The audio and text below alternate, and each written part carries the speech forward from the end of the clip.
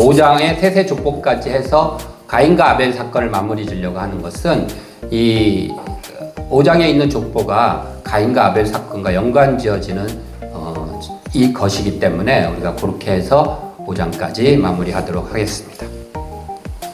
자, 4장에 나오는 가인과 아벨 사건에서 우리가 가장 이해하기 어려운 것은 결말 부분입니다. 4장 15절에 보면 우리 한번 읽어볼까요? 이렇게 돼 있어요. 읽어볼게요. 시작. 여호와께서 그에게 이르시되 그렇지 아니하다. 가인을 죽이는 자는 벌을 7배나 받으리라 하시고 가인에게 표를 주사 그를 만나는 모든 사람에게서 죽임을 면하게 하시니라. 가인이 아벨을 살인을 했어요. 그렇죠? 그런데 하나님께서 가인에게 결말이 어떻게 되는 거예요? 하나님의 이 사건의 결말은 가인에게 죽음을 면하게 하시는 거예요. 하나님은 살인에 대해서, 죄에 대해서 하나님의 징계와 심판은 죽음이에요. 그것도 살인은. 유일하게 그렇지 않은 경우가 있다면 우발적인 살인에 대해서는 죽음을 면하게 하셨어요. 우리 도피성이라는 게 있죠. 그래서 그러면 가인이 아벨을 죽인 사건이 우발적인 사건인가? 그렇게 생각할 수 있잖아요. 우리 그렇죠? 가인이 제사를 드렸는데 자기 건 하나님 안 받아주시고 동생 거만 받아주시는 거예요. 그러니까 분이 막 올라오는 거예요. 순간적으로. 하나님께서 너 다스려 그랬는데도 못 참고 그냥 팍 때려 죽였을까? 그건 우발적으로 죽일 의도가 없이 죽였다 생각할 수 있는데 성경은 그렇게 기록하지 않습니다. 8절에 이렇게 기록하고 있어요. 4장 8절에 보면 가인이 그의 아우 아벨에게 말하고 이렇게 돼 있어요. 무슨 말을 했을까요? 궁금하잖아요. 그렇죠? 그 숫자 3이 써 있어요. 밑으로 쭉 내려가서 훗노트를 보시면 뭐라고 돼 있냐면 고대 역본들에 의하면 우리가 들로 나가자가 있음 이렇게 돼 있어요. 그렇죠? 그러니까 가인이 아벨에게 뭐라고 말했어요? 우리가 들로 나가자라고 말하고 이렇게 되는 거예요. 이 고대 역본 속에는 어떤 거가 속해 있냐면요. 우리가 잘 알고 있는 70인역. 예수님도 보셨던 성경이잖아요. 거기에도 이렇게 써 있는 거예요. 가인이 아벨에게 우리가 들로 나가자라고 말하고 이렇게 기록되어 있는 거예요. 굉장히 신비 믿을 수 있죠. 그렇게 보는 게 더 맞겠죠. 그래서 어쨌든 가인이 그의 아우 아벨에게 우리가 들로 나가자라고 말했어요. 그리고 그들이 들에 있을 때 가인이 그의 아우 아벨을 쳐 죽이니라. 여기서 히브리어에 굉장히 독특한 용법 하나가 이 문장에 들어가 있어요. 그거는 이런 거예요. 와우 계속적 용법 미완료형. 뭔 말인지 모르겠죠? 쉽게 설명해 드릴게요. 이거는 이 용법을 적용하면 이 문장을 어떻게 이해하라는 것이냐면 이렇게 이해하는 거예요. 가인이 그의 아우 아벨에게 우리가 들로 나가자라고 말했다. 그리고 그들이 들에 있을 때 그리고 가인이 그의 아벨을 쳐 죽였다. 이렇게 된 거예요. 그러니까 가인이 말한 것과 그들이 들에 나간 것과 쳐 죽인 것이 그냥 흩어져 있는 사건이 아니라 연관돼서 계획적으로 이루어진 것을 나타낼 때 이 용법이 쓰이는 거예요.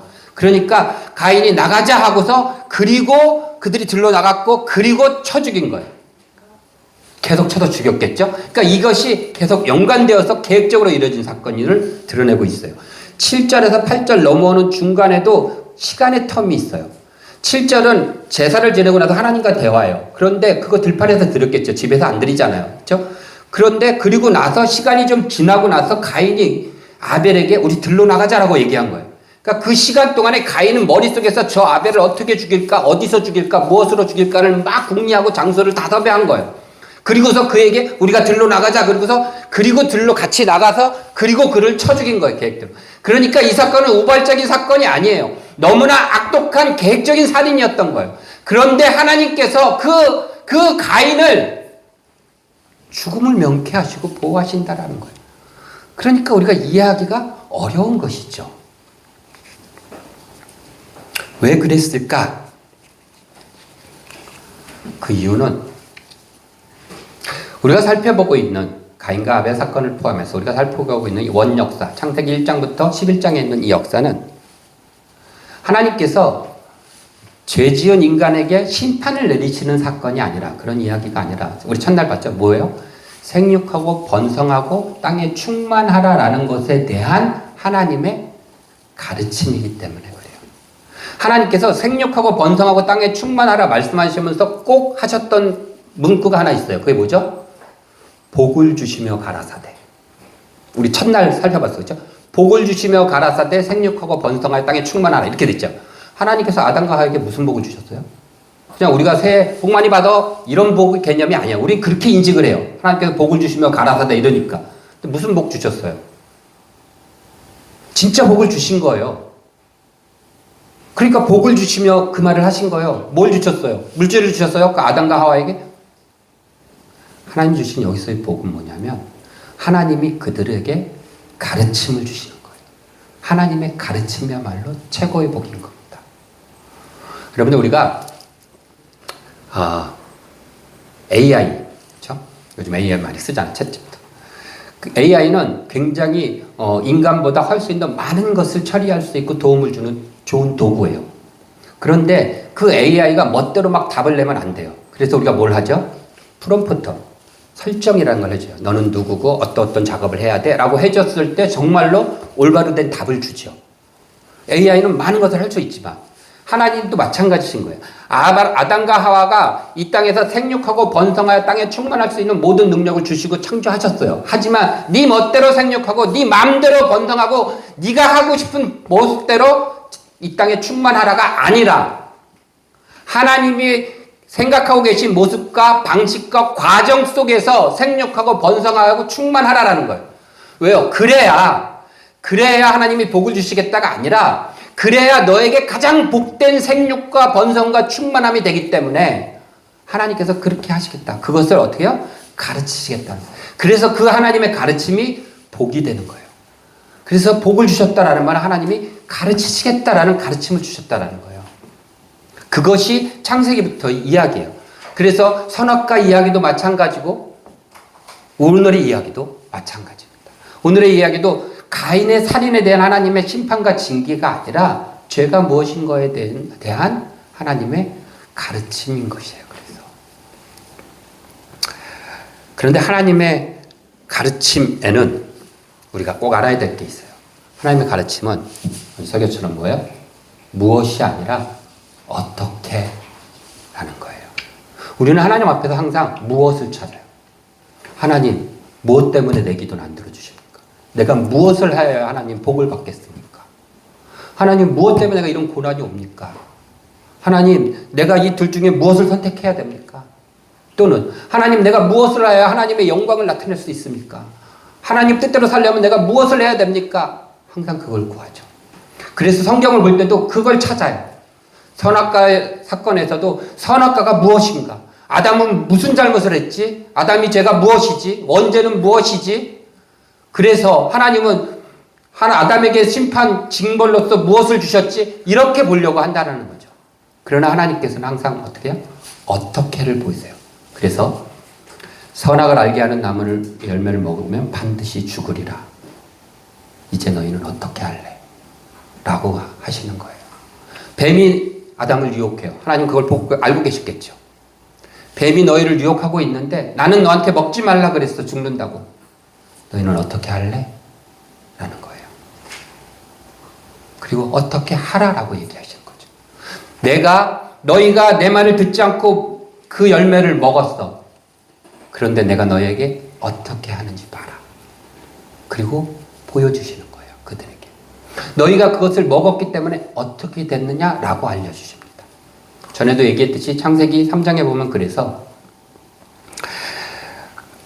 아담과 하와가 선악과를 따서 먹었지만 하나님으로부터 저주받은 존재는 뱀하고 땅이에요. 그렇죠?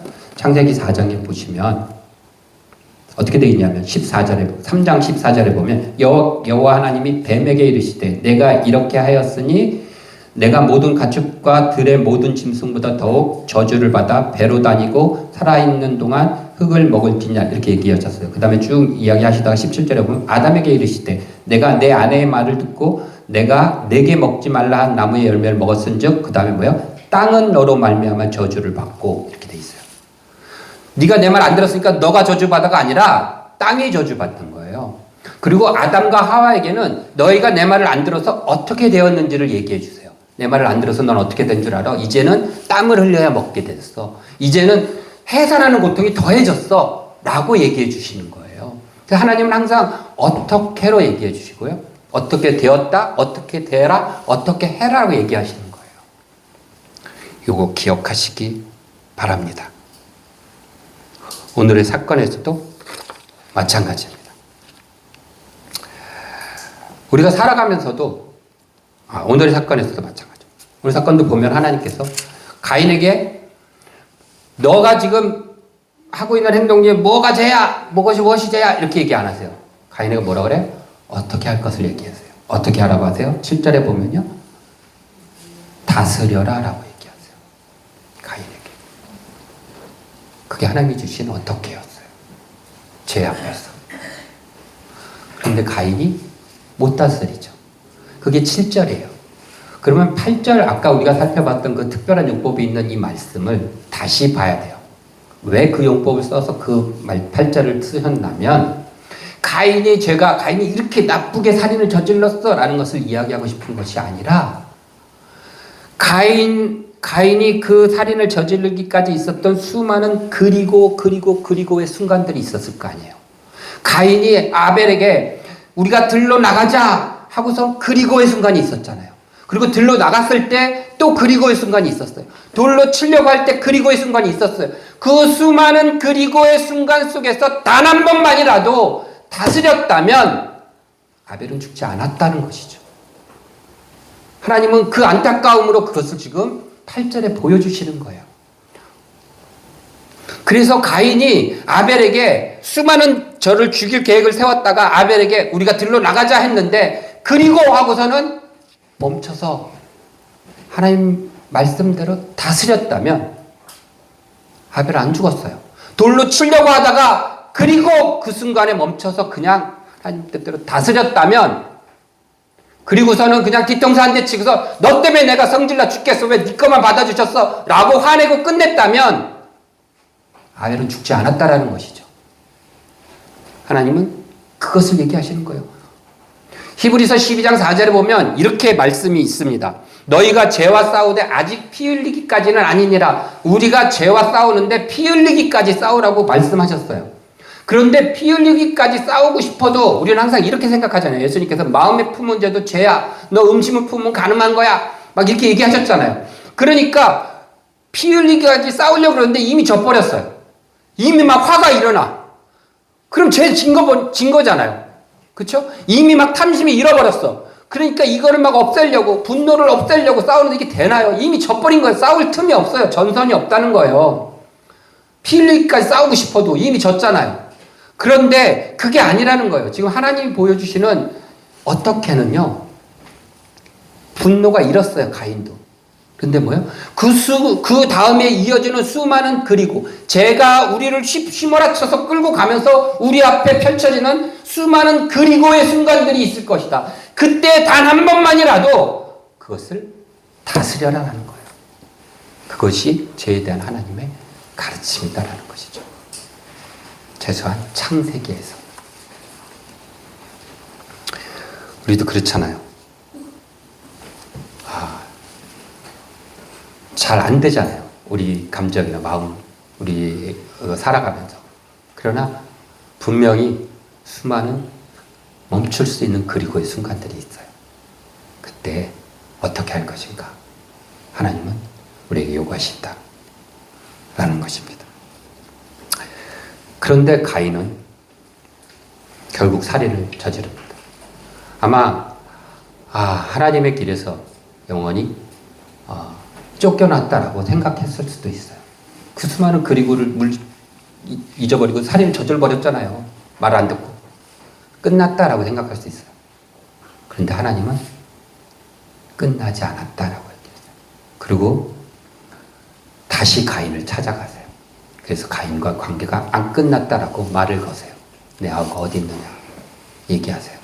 그리고 나서 하나님이 가인에게 하신 하나님의 결론이 우리가 읽었던 4장 15절입니다. 내가 너를 심판하는 게 아니라 보호하겠다라는 거예요. 그리고 하나님이 하시는 거죠. 네가 생각할 때는 네가 이렇게 죄 완전히 나를 무시하고 죄를 졌으니까 너랑 나랑 완전히 끝난 것 같았지. 하지만 나는 너와의 관계 결코 끊지 않았어. 그리고 내가 너한테 막 화냈고 너를 심판할 것 같지? 아니, 내가 너를 보호할 거야. 자, 그럼 이제는 어떻게 할 거니? 라고 물어보시는 거예요. 저는 그래서 이 4장 15절에 하나님의 이 마지막 결론이 하나님만이 하실 수 있는 놀라웠고 신비로운 결론이라는 거죠. 이때야말로 정말 중요합니다. 우리 때로는 하나님 뜻을 쫓아가는 게 아니라 다른 길로 가고 헤맬 때도 있고 길을 잃어버릴 때도 있습니다. 길을 잘못 들 때도 있어요. 제가 지난주에 우리 아내랑 자월도 갔다 그랬잖아요. 자월도 갔는데 보통 자월도 내리면 오른쪽으로 해서 이렇게 왼쪽으로 정상으로 해서 돌아요. 근데 우리는 왼쪽으로 해갖고 오른쪽으로 돌았어요. 사람이 하나도 없어요. 사람들 보통 오른쪽으로 이렇게 도니까 우리 왼쪽으로 돌았거든요. 그래서 둘이서 네이버 지도를 켜고서 막 이렇게 동사무소 옆길을 따라서 이렇게 걸어서 쭉 가서 중턱쯤 올라갔는데 중턱에 꽃이 정말 만바르게 펴 있는 거예요. 그 오솔길에 그 곁꽃이었죠.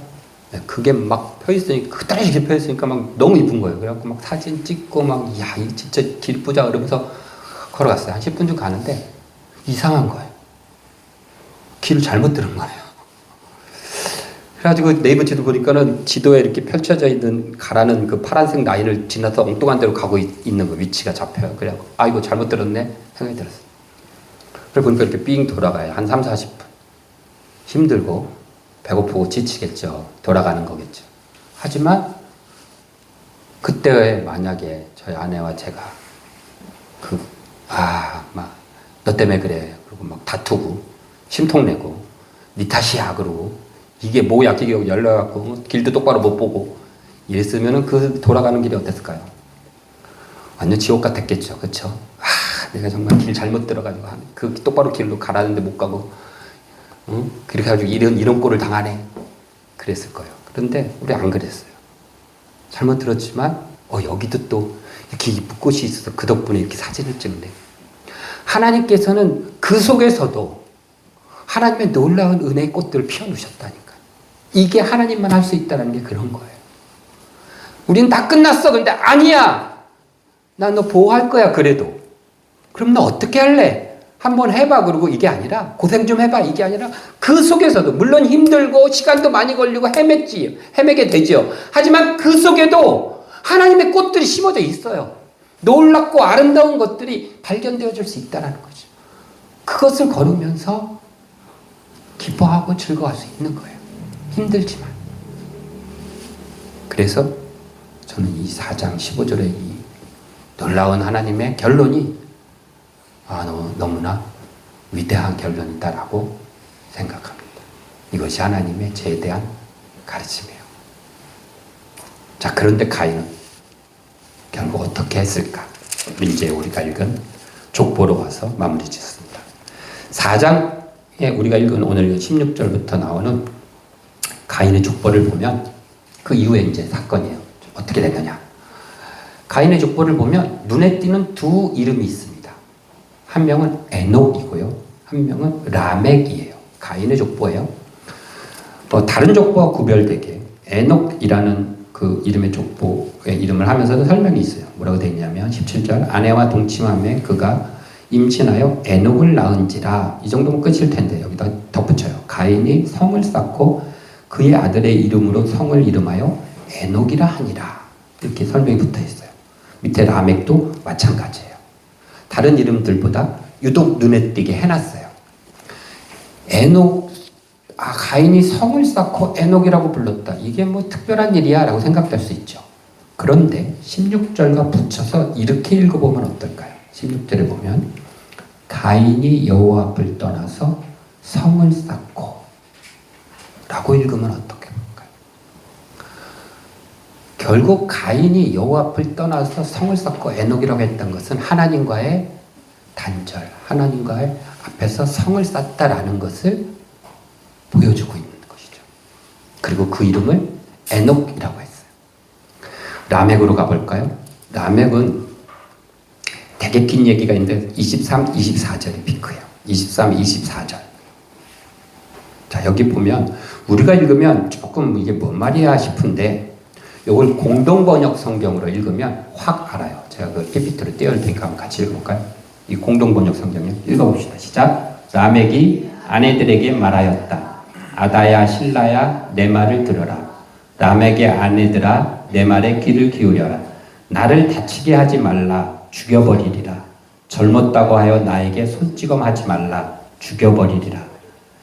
가인을 해친 사람이 7갑절로 보복을 받는다면 라멕을 해친 사람은 77갑절로 보복받으리라 라고 누가? 라멕이 얘기하는 거예요.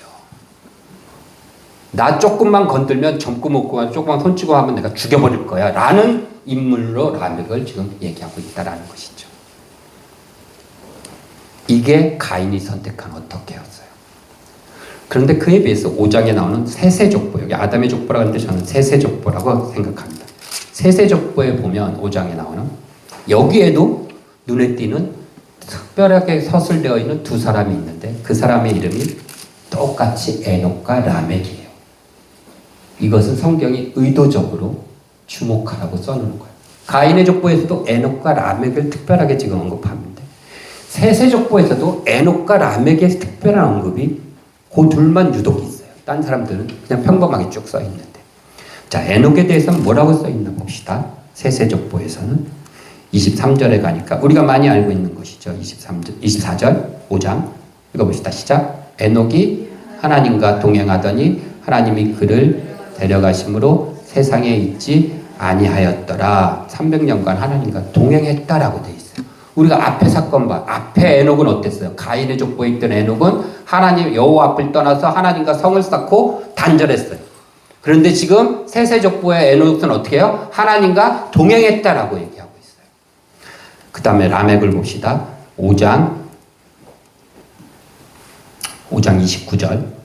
이제 라멕이 28절부터 읽읍시다. 28절, 29절 시작. 라멕은 182세에 아들을 낳고 이름을 노아라 하여 이르되 여호와께서 땅을 저주하심으로 수고롭게 일하는 우리를 이 아들이 아니하리라 하였더라. 노아의 아버지예요, 라멕은. 그러니까 라멕은 뭐라고 얘기해요? 하나님께서 저주받은 우리를 안위해 주셨어. 안위해 주실 거야. 또 이 아들이 그렇게 할 거야. 라고 얘기하는 세세후손의 라멕과 아까 가인의 후손 나오는 뭐예요? 나 건들기만 하면 다 죽여버릴 거야. 라고. 7배가 아니라 70배씩 내가 보복할 거야. 라고 하는 라멕을 이렇게 비교하고 계시는 거예요. 자, 이제 요 아담의 족보 바로 위에 근데 이런 본문이 있죠. 4장 26절에 보면 셋도 아들을 낳고 그의 이름을 에노스라 하였으며 그때 사람들이 비로소 여호와 이름을 불렀더라. 이렇게 돼 있어요. 그렇죠? 그러니까 셋의 후손인 셋의 아들부터 여호와 이름을 불렀어요. 그리고 그 후손들 속에서 이런 차이가 벌어져요. 우리는 쉽게 이 말씀을 연결 지었는데 연결을 잘 지어야 되는데 어떻게 짓는 게 중요한데 이렇게 연결 짓죠. 자, 봐라. 셋의 후손들처럼 하나님의 이름을 부르면 이렇게 하나님과 동행하게 되고 세상 사람들을 안위하는 이런 존재로 살 수 있어 라고 우리는 연결 지을 수 있습니다. 그러나 그렇지 않아요. 하나님의 가르침은 반대로 돼 있어요. 하나님이 하시려는 가르침은 뭐냐면 하나님과 동행하고 세상 사람들 저주에서 풀어주고 그들을 안위하게 하는 그런 삶이야말로 하나님의 이름을 부르는 삶이야 라는 이야기를 하시는 거예요. 똑같은 거 아닙니까? 아니에요. 우리는 이렇게 하죠. 예수를 잘 믿으면 사회에 나가서 선한 영향력을 행할 수 있어 라고 이야기합니다. 그렇지 않아요. 내가 살아가는 곳에서 선한 영향력을 행하는 것이 예수를 잘 믿는 것이다 라는 거예요. 내가 예수를 열심히 믿으면 복의 통로가 될 수 있어, 될 거야. 이게 아니라 내가 복의 통로가 될 때 예수를 열심히 잘 믿는 것이라는 거예요. 내가 복을 받으면 하나님 내가 통로가 돼서 구제하고 흩어 사랑하겠습니다가 아니라 네가 흩어 구제하고 사랑하는 통로가 되면 복을 주겠다라는 거예요. 복을 받게 된다라는 것이에요. 이것이 하나님의 가르침입니다. 세세족보도 마찬가지예요. 하나님의 이름을 불렀기 때문에 이렇게 되는 것이 아니라 그렇게 살아가는 자들이 하나님의 이름을 부르는 자들이다라는 것입니다. 결론을 맺겠습니다. 우리는 흔히 후회는 아무리 빨라도 늦는다라는 말이 있어요. 그렇죠? 후회하는 것은 아무리 빨리 해도 늦는 거다 라고 얘기하죠. 저는 그렇게 생각하지 않습니다. 후회는 다시 시작하기 위해서 가장 빠른 시간이다라고 생각해요. 우리가 다시 시작한다라고 생각했을 때 후회했던 그 순간이야말로 다시 시작하기 위한 가장 빠른 시간인 것이지 늦은 시간이 아니에요. 후회하면 늦어? 이게 아니라는 것이죠. 여호수아서 7장 9절에 보면 여호수아가 하나님 앞에 이렇게 얘기합니다. 주의 크신 이름을 위하여 어떻게 하시려 나이까? 라고 하나님 앞에 얘기해요. 아이성 전투에서 완전히 패배한 다음 전 그 부분 읽을 때마다 이렇게 느껴집니다. 하나님 우리에게 물어보시는 것 같아요. 너는 주의 크신 이름을 위하여 어떻게 할 거니?